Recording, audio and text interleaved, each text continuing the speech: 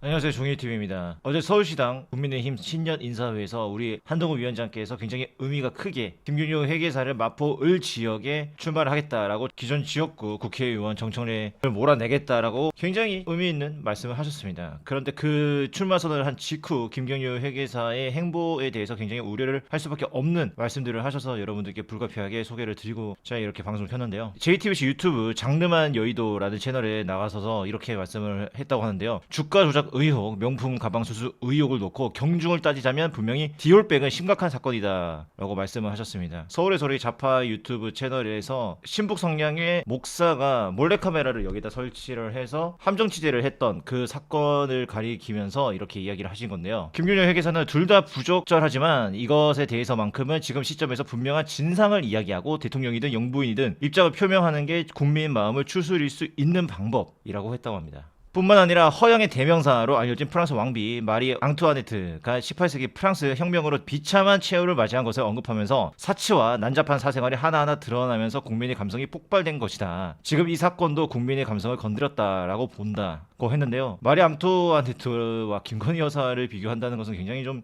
치욕적인 것이 아니냐고 말씀드릴 수밖에 없는데, 김건희 여사의 공적인 활동을 통해서 여러 차례 밝혔던 어떤 옷이라든가 그런 건 전혀 사치적인 모습들을 보일 수가 없었다는 것은 여러분들이 더 잘 느끼실 거예요. 오히려 김정숙 여사가 영부인 당시에 너무나도 많은 옷, 명품, 뭐 샤넬이라든가 뭐 까르티에 논란도 있었고 굉장히 큰 논란들이 많았었는데 부적절한 비유가 아닌가라고 생각할 수밖에 없습니다. 여기서 더 황당한 것은 김종효 회계사는 그 영상을 보지도 않았다고 합니다. 그냥 나오고 있는 기사라든가 짤막짤막한 영상들, 짤막짤막한 짤들 정도만 봤다고 하는데 영상을 제대로 보지도 않고 이렇게 말씀하시는 것은 영부인, 대통령의 부인에 대해서 문제 제기를 하는 상황에서 너무 좀 아니라는 태도가 아니냐라는 생각을 할 수밖에 없습니다. 이렇게 말을 했는데요. 디올백 영상을 차마 못 봤다. 적절치 않은 것이다. 이걸 어떻게 보호할 수 있겠냐. 사죄드리고 국민의 감정을 가라앉힐 수 있게 바짝 엎드려 사과해야 한다. 최근에 비대위 내에서도 조금 이야기가 되고 있다. 제 생각과 다 비슷하지 않을까라고 강조를 했는데 영상을 보기에는 너무 뭔가 좀 불편한 그런 부분들이 있어서 안 봤다고 하는데요.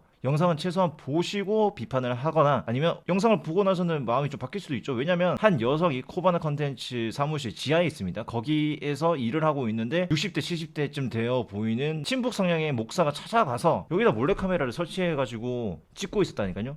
다행히 그나마 아주 사적인 부분들이 노출되지 않아서 다행인 것이지, 혹시라도 여러분들이 입장을 바꿔 생각을 해보세요. 여성이 혼자 일하고 있는 사무실에 찾아가서 60대 70대 할아버지가 갑자기 몰래카메라를 설치해가지고 들이닥쳤다. 그걸 나중에 알게 됐다. 얼마나 소름 돋습니까? 이거는 영부인의 어떤 선물을 받았다라고 자극적으로 이야기할 것이 아니라 친북 성향의 목사가 당시 현직 영부인에 대해서 몰래카메라를 설치해서 무엇이든지 살펴보려고 했다 라는 식으로 프레임을 짜야 되는데 굉장히 아쉽습니다. 그리고 김건희 특검법에 대해서 김 여사가 주가 조작으로 인해 어떤 금전적 편익을 얻은 것도 분명한 것 같다. 저도 그 사실을 부인하지는 않는다면서도 이것을 김 여사에게 법률적으로 의율할 수 있느냐 없느냐는 따진다면 그건 불가능한 것이다. 그러니까 주가 조작 의혹에 대해서도 이득은 봤대요. 그런데 법률적으로는 불법은 아니다. 이렇게 이야기하는데 이 부분은 좀 아쉽네요. 박근혜 대통령 탄핵 당시를 되돌아보더라도 사과를 하면 그 즉시 끝납니다. 사과를 하면 좌파들은 아 그래 사과했으니까 됐어 라고 돌아가는 것이 아니고요. 그때부터 헐뜯기 시작합니다. 그때부터가 시작입니다. 그걸 더 잘 아시지 않습니까? 그럼에도 불구하고 지금 사실상 디올백 이야기는 크게 나오지도 않고 있습니다. 근데 이거를 갑자기 왜 엄청나게 많은 국민들이 분노를 하고 있는 것처럼 이야기를 한다는 것 자체가 좀 황당하다. 기본적으로 이거는 함정 취재입니다. 진짜 김건희 여사의 친구라든가 뭐 김건희 여사한테 잘 보이기 위해 가지고 디올백을 줬고 그 대가성으로 어떤 걸 받기 위해서 그런 사실이 있었는데 나중에 어떤 제보자에 의해서 그런 사실이 드러난 것도 아니고요. 처음부터 함정 취재였다라는 것입니다. 우리나라는 함정 취재는 불법이죠. 근데 이러한 것들에 대해서는 이야기를 하지 않고 심지어 김정숙 당시 여사에 대해서 다양한 문제들이 올라오고 있는데 그 부분에 대해서 더 이야기를 했으면은 국민의힘 비대위원으로서의 역할을 잘 하고 있다라고 생각을 할 수가 있는데 마포 올 출마하고 거기가